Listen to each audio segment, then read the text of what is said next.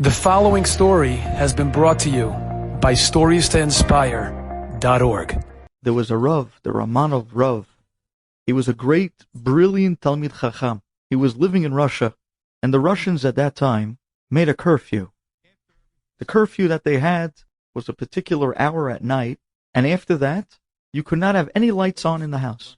If you had on any lights, immediately they would suspect that you were sending some sort of code to the enemy. At that time, Russia was at war. And if they saw that your home had any lights, in the middle of the night they would come, they would grab you and arrest you. So this Rav, the Ramanov Rav, was sitting and learning one night, and he was really deep into his learning. He was working on a very deep Rambam, and he had it difficult. And he had a contradiction in the Rambam. And he was working on that Rambam for hours and hours, and he was toiling, and he was so into it that it was very difficult for him to keep track of time. He didn't realize. The hour became very late. And the lights in his home and the lights in his study, the fire was still burning, the lights were on, as he totally lost track of time due to his learning. It was at that moment that there was a bang on his door in the middle of the night. The Russians came charging in. They grabbed the Ramanov Rav straight from his study. He was startled, totally oblivious of time or anything that's going around him, because he was living and learning Torah. They grabbed him. They brought him outside into the freezing cold. They brought him out into the forest. And it was at that moment that they stood him up by a tree.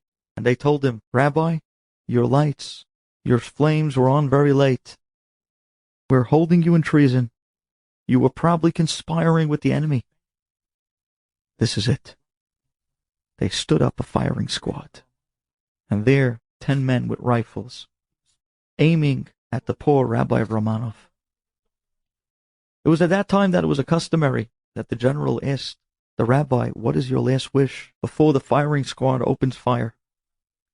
The Rav of Romanov, he looks at the general and says to him, "I was so close. I was just about only minutes away of figuring out and answering this stira in the Rambam. I just need a few more minutes. I'm almost there. Give me a few more minutes.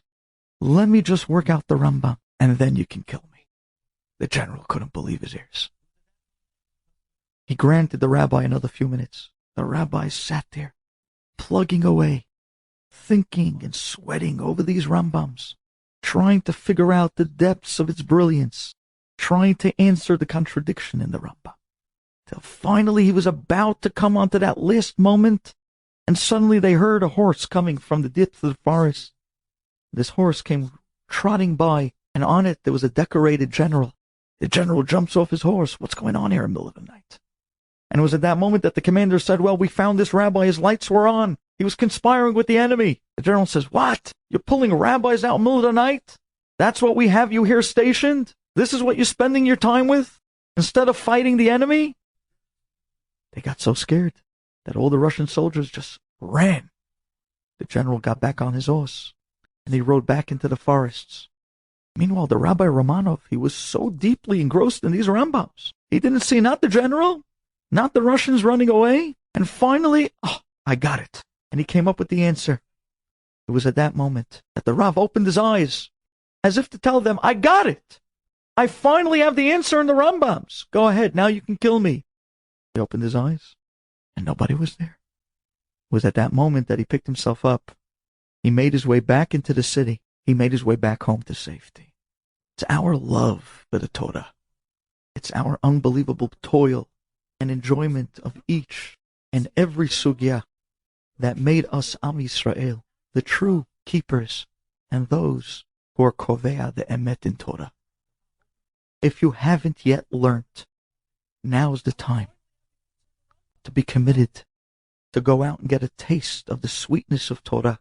Because once you taste that sweetness, everything else is bland. It all wears off. Enjoyed this story? Come again. Bring a friend. StoriesToInspire.org